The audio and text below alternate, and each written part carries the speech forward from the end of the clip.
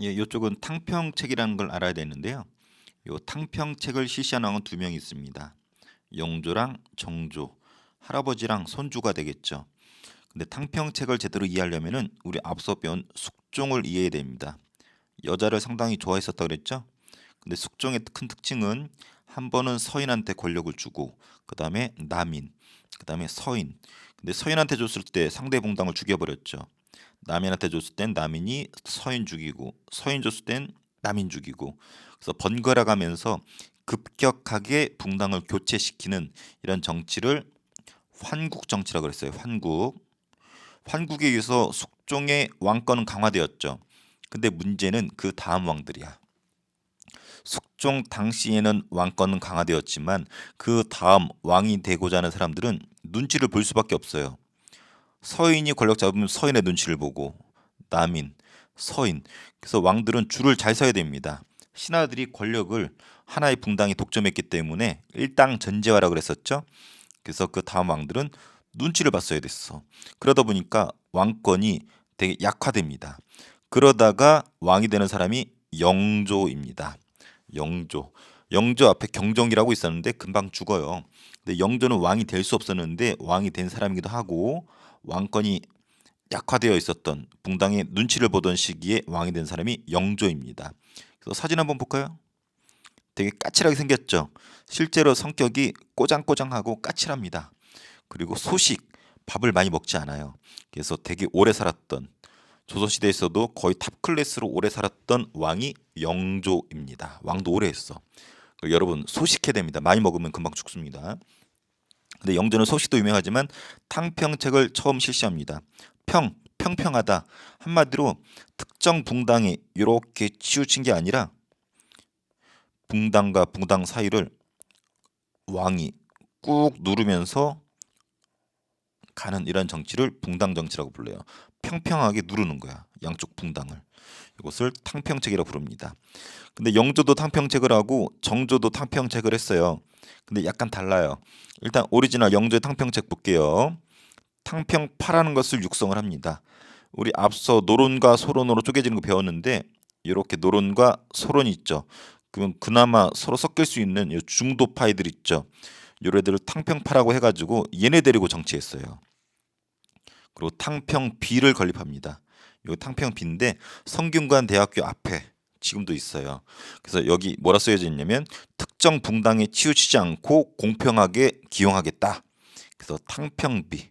그래서 특정 붕당, 숙종처럼 특정 붕당한테 권력을 몰아주는 게 아니라 골고루 쓰겠다라는 것을 탕평이라고 해요. 평평하게 골고루 쓰겠다. 그래서 자기를 따른 탕평파를 육성하고 탕평비를 건립해서 자기의 의지를 보여줬고 또 서원을 줄입니다. 왜냐면 이런 붕당들 서인, 뭐 남인 이런 애들 근거지가 다 모였어요. 지방에는 서원이었었잖아요. 이렇게 서원들. 그래서 이 서원이 붕당의 어떤 근거지를 해가지고 서원을 대폭 줄입니다. 그리고 동인서인 처음 나눠지게 된 계기가 된 이조 전랑의 권한이 셌기 때문이었죠. 그래서 그 씨앗이 된 이조 전랑의 권한을 약화시킵니다. 그리고 살림의 존재를 부정했어. 살림이 뭐냐면 지방에서 여론을 조성하는 양반들을 살림이라 불러요. 걔네들이 지방에서 뭐 서인을 부추기거나 또 다른 지방에서는 남인을 부추기거나 이렇게 여론을 조성해서 붕당 정치를 이간질시켰거든. 그래서 그 피해자가 영조이기 때문에 이조 전랑의 권한을 약화시키고 지방에서 여론을 조성해서 이간질시키는 살림의 존재를 부정해 버립니다. 그리고 균역법이라는 걸 실시를 해요. 균역법은 조선시대 때는 군대를 가는 대신에 군포라고 해서 세금을 냅니다. 원래 두 필이었는데 가혹하다 해가지고 한 필로 줄여준 제도를 균역법이라고 합니다. 뒤에 자세히 배워요. 그리고 가혹한 형벌을 금지시켰고 법전을 편찬했습니다. 속대전, 동국, 문헌, 비고. 그래서 여기서 중요한 건 요 탕평책이라는 거 알아두기 바랍니다. 균역법도 중요하지만 요건 뒤에 경제사에서 자세히 배웁니다. 근데 영조 꼬장꼬장하고 똘똘해. 근데 영조가 좀 불쌍합니다. 왜냐면 자기 아들을 자기 손으로 죽입니다. 영조의 아들이 사도세자. 그래서 얘는 왕이 되지 못하고 세자 자리에서 죽습니다. 영조가 사도세자를 처음엔 되게 아꼈어요. 늦둥이거든. 그래서 엄청 이뻐라 했는데 문제는 사도세자가 너무 엄격한 아버지 아를 잘하다 보니까 눈치를 많이 보기 시작해.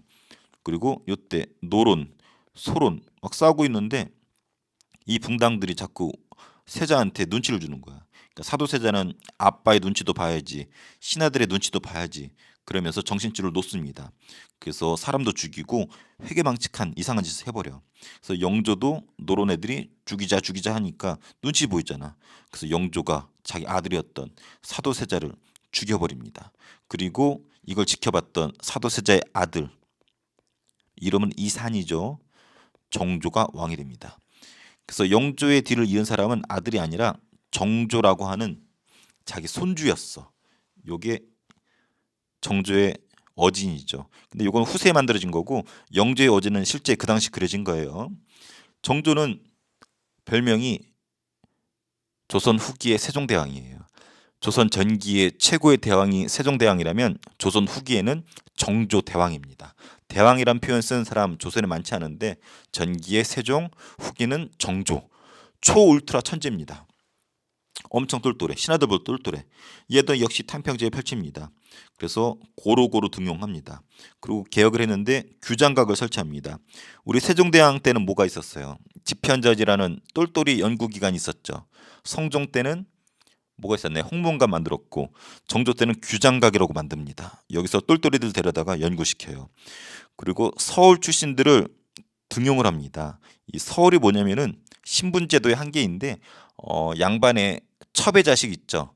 첫 번째 부인이 아니라 그 이하 첩의 자식들을 서울이라고 해가지고 차별되고 있었거든. 근데 얘네들 관직에도 원래 못 나갔어. 서원 출신들을 똘똘만 하면은 데려다 썼습니다. 능력 그대로 데려다 쓴 거죠. 이것만 봐도 정조는 대단한 사람이야. 그리고 정조도 언제 죽을지 몰라. 왜냐면 주변에서 정조를 노리는 자객들이 많이 있거든. 그래서 정치적으로 정조를 죽이려 했던 세력들이 많기 때문에 자기를 지키는 친위부대 장용영이라는 특수부대를 만들었고, 초계 문신제도를 실시합니다. 워낙 공부를 좋아하니까 신하들의 과거급제에서 관리가 되었잖아요. 근데 그걸로 끝나는 게 아니야. 그래서 재교육을 시킵니다. 그래서 정조 시대 때 관리들은 좀 피곤했을 것 같아. 왕이 너무 똑똑하니까 왕이 나서가지고 재교육을 시켰던 것이 초계 문신제도. 그리고 자기만의 아지트를 만듭니다. 수원 화성 들어봤죠? 수원하면 화성 너무 유명하잖아요. 요거.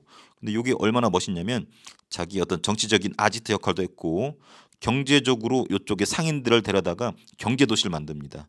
군사적으로도 좋다고 해요. 그래서 정치적, 경제적, 군사적으로, 미적으로도 아름답다고 합니다. 그래서 문화적, 그래서 여러 가지 가치를 다 갖추고 있는 완벽한 성, 수원 화성입니다. 그래서 세계 유네스코 문화재로 등재가 되어 있죠.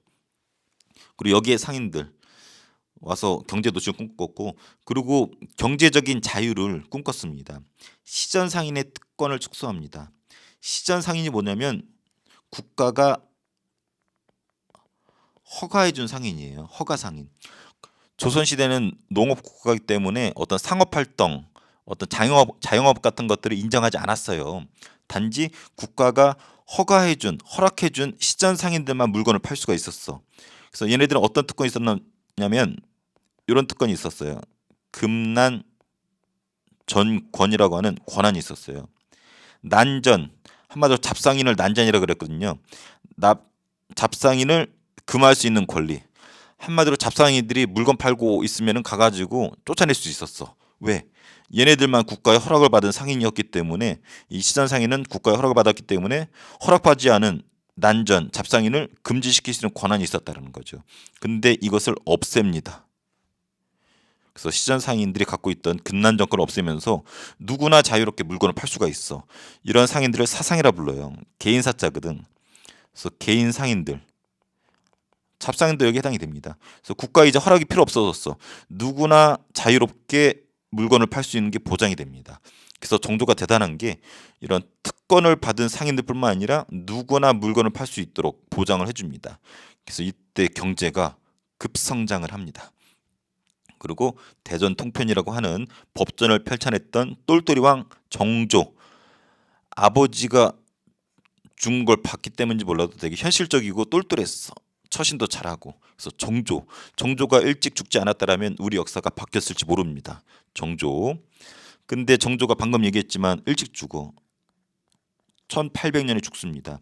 그리고 세도 정치가 펼쳐집니다. 암울한 시기야. 그래서 정조가 사후 죽고 나서 순조가 왕이 되는데 되게 어린 나이 왕이 돼요. 전하 왜구가 쳐들어옵니다. 그랬더니 가서 추파춥스 하나 주워서 달래서 보내 이런 식으로요. 그러니까 너무 어리니까 정치를 못해. 그럼 누가 정치하겠어요? 왕의 친척들, 특히 외척 가문들이 권력을 장악합니다. 외척이란 표현을 꼭 알아두세요. 외갓집 친척들. 순조가 너무 어리다 보니까 외갓집 친척들이 권력을 잡고 좌지우지합니다. 특히 순조의 외갓집 친척 중에 안동 김씨라고 있었어요. 선생님 와이프도 안동 김씨인데 이 안동 김씨가 외갓집 친척이 돼가지고 권력을 좌지우지합니다. 근데 안타까운 거는 순조 때만 이런 형상이 벌어지는 게 아니야. 순조, 헌종, 철종 연속으로 3대 60여 년간 이런 일이 벌어집니다. 그래서 순조 때는 안동 김씨, 헌종 때 풍현조 씨, 철종 때 안동 김씨 번갈아 가면서 요 두 가문이 나라를 말아먹습니다. 이 두 가문의 공통점은 외척. 그래서 왕이 어리기 때문에 외척들이 깝치던 시기 세도 정치라는 거. 어떤 식으로 깝쳤냐면 우리 앞에 배웠습니다. 조선 후기 양난 임진왜란과 병자호란 지나면서 비변사의 권한이 급등한다 그랬었죠. 그래서 왕보다 더 센 게 비변사라 그랬어. 비변사를 이 두 가문이 독식을 합니다. 독식을. 그리고 여러 군영, 군대까지도 지휘권을 요 외척들이 차지합니다. 한마디로 정치 권력 비변사 장악했고 군사 권력 군영 우리 오군영 배웠잖아. 다 얘네들이 잡고 있어. 그러니까 왕보다 훨씬 셉니다. 그래서 결과 왕권이 약화돼요. 왕은 그냥 지나가는 똥개만큼도 해당이 안 돼요. 왕권이 약화돼. 그리고 공론 어떤 여론의 기능이 상실해 버려. 얘네들 눈치 보느냐고. 그리고 과거 시험 관리를 뽑으면 과거 시험도 부정이 극심합니다. 그래서 과거를 실력대로 뽑지 않아. 돈 찔러주면은 과거에 합격시켜줬어요.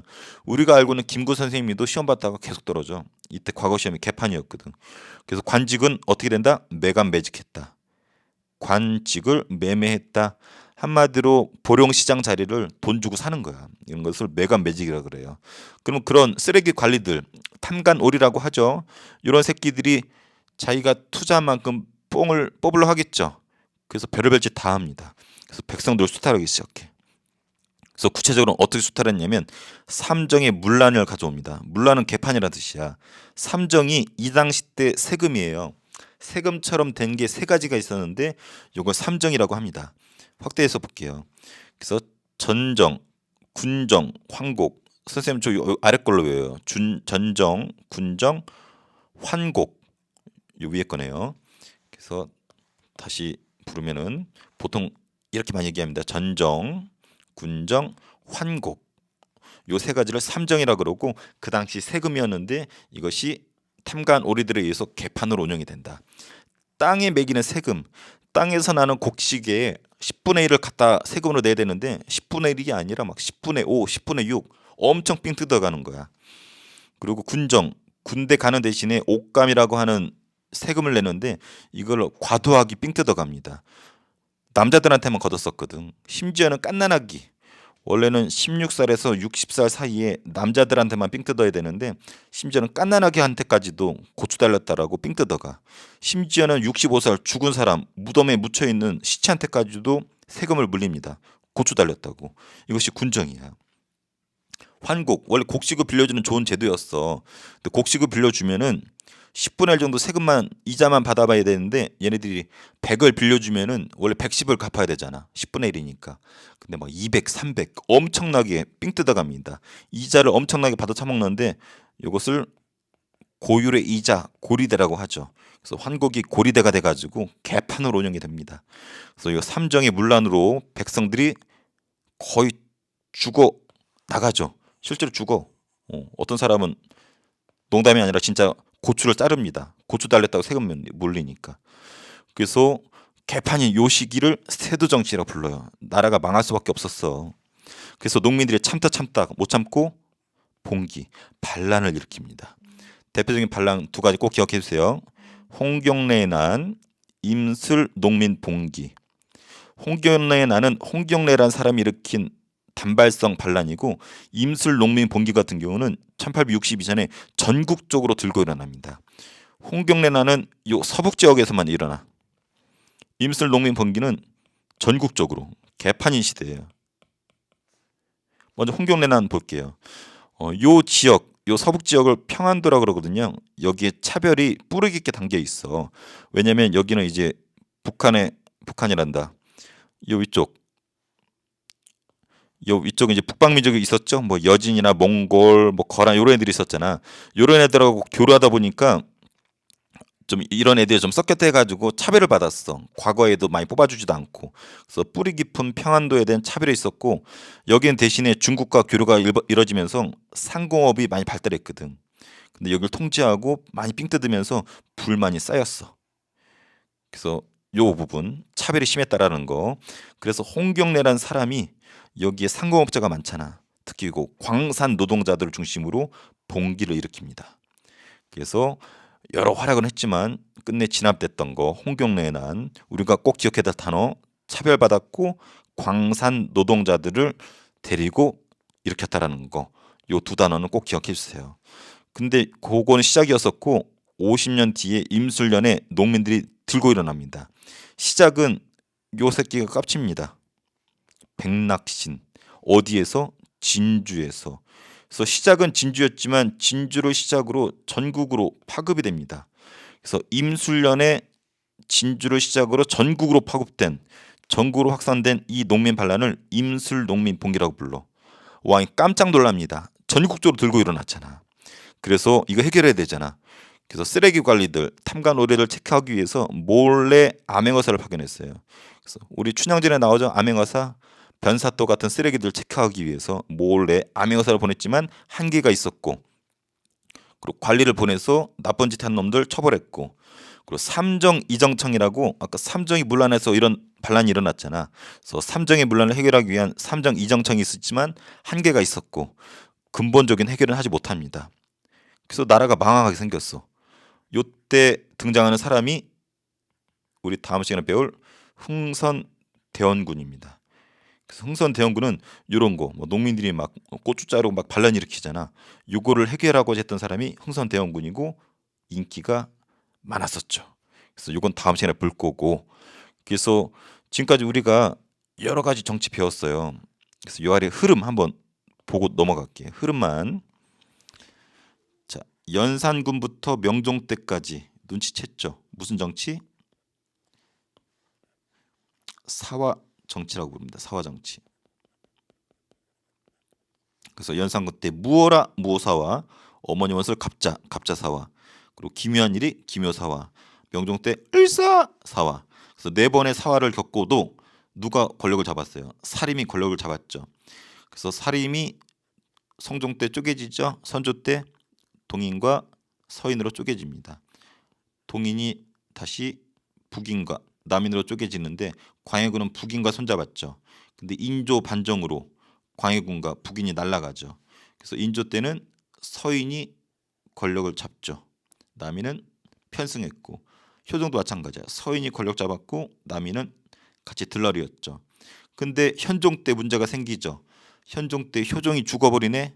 근데 인조의 와이프였던 자이대비라는 여자가 아직도 살아있죠. 왕의 최고 어르신이 살아있어. 그래서 현종이 죽었을 때 이 여자가 상복을 얼마나 했느냐.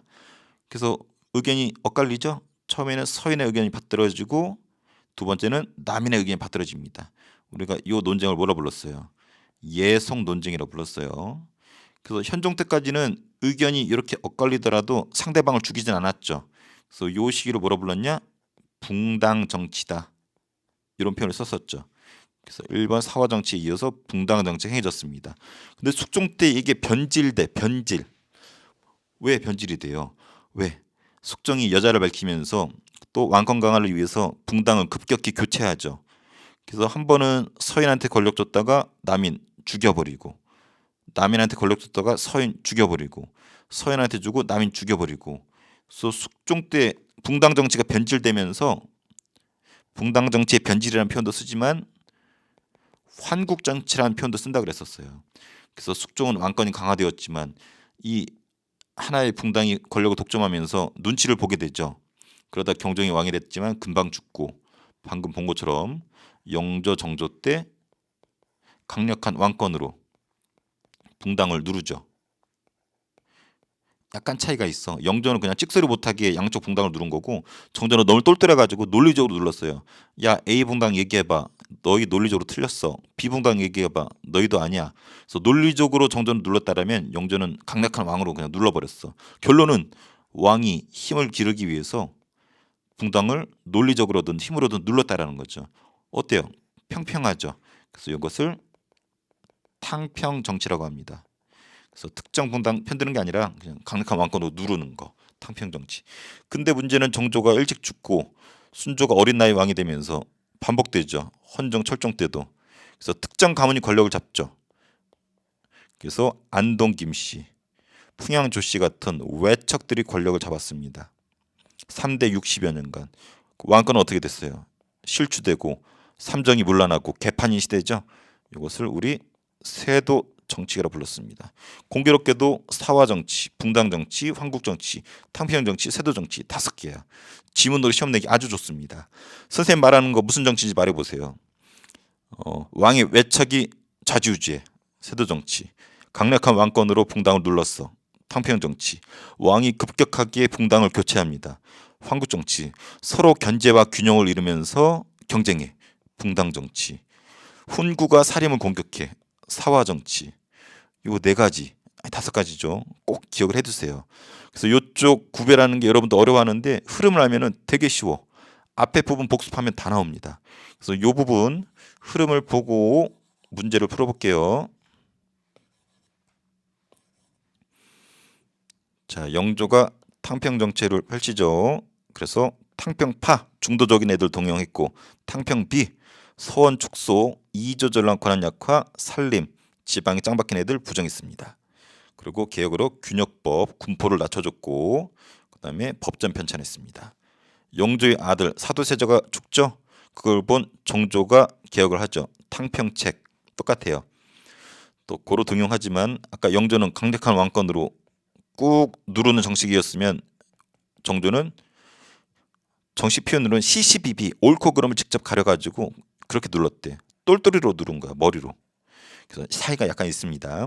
그래서 규장각 똘똘이들 모임 만들었고, 서울 출신들을 관리로 썼죠. 신분을 약간 철폐하고자 했고, 자기 친위 부대 장영용, 그리고 신하들 재교육시켰던 초기 문신제, 자기만의 아지트 수원화성, 그리고 시전상이 갖고 있던 특권 금난장권을 축소하면서 누구나 자유롭게 무역을 상업활동을 할 수 있었습니다. 법전 편찬했었고, 그런데 정조가 일찍 죽고 순조가 왕이 됐는데 어린 나이로 즉위를 하죠. 그러면서 외척 가문이 좌지우지 하는 것이 시작이 됩니다. 이것이 3대 순조, 헌종, 철종 3대 60여 년간 지속이 되고, 대표적인 가문들이 둘이 번갈아가면서 권력을 잡고 나라를 말아먹습니다. 그래서 비변사 차지해서 왕권을 위협했고 왕권이 약화되죠. 그리고 과거 시험이 극심해졌고 매간매직, 관직을 돈 받고 팔았고, 그리고 백성을 수탈합니다. 그러면서 삼정이 개판으로 운영되고, 삼정, 전정, 군정, 황국 이게 개판으로 운영되면서 홍경래난, 진주에서 시작된 임술농민 봉기, 그래서 이렇게 대표적인 두 란이 있었습니다. 홍경래난은 2단어만 기억하라고 그랬죠. 평안도민, 그다음에 광산노동자. 그리고 임술농민 봉기는 진주에서 시작되었고 전국으로 확산되었다. 이거 삼남이라고 나오는데 3가지 남쪽 지역 말하는 거예요. 엄밀히 말하면 요 펜티 지역, 아래 펜티 지역 있죠. 여기 경상도, 충청도, 전라도, 여기는 쌀이 많이 나오잖아요. 그래서 남쪽 지역에 수탈할 게 많으니까 삼남 지방을 중심으로 전국적으로 반란이 일어났는데 이것을 임술농민봉기라고 한다. 자, 문제 풀어볼게요. 정조에 대한 설명으로 옳지 않은 것. 대전통편 편찬했습니다. 화성 건설했어요. 3번이 틀렸네요. 명과 후금 사이 중리배교. 중리배교 하면 누가 떠올라야 돼? 그렇죠. 광해군. 영화 광해에도 그 장면이 나옵니다. 중리배교 부분. 그리고 서원 출신들 관리로 썼죠. 그 이름이 규장각 검소관으로 썼습니다. 그리고 고루고루 등용하면서 적극적으로 탕평을 썼다. 이 적극적이라는 표현이 아까 얘기한 것처럼 왕이 논리적으로 꾹 누른, 이것이 정조의 탕평을 적극 탕평이라고 불러요. 영조 같은 경우는 그냥 꾹 누른 거기 때문에 소극적 탕평이라고 부르는데 정조는 적극적 탕평이라고 해가지고 약간 차별화를 둡니다. 자, 세도 정치기 설명 옳지 않은 거. 삼정 문란했죠. 관주고 사고 팔았죠. 이걸 매관 매직이라고 했어요. 비변사 차지했죠. 안동기 씨, 풍영조 씨 쓰레기 짓 했죠. 영조가 탐평책을 실시했다? 아니죠. 영조, 정조가 탐평책을 해서 안정화됐지만 정조 죽으면서 그 뒤에 시작된 것이 세도정치잖아. 그래서 영조가 탐평책한 것은 세도정치 전이다.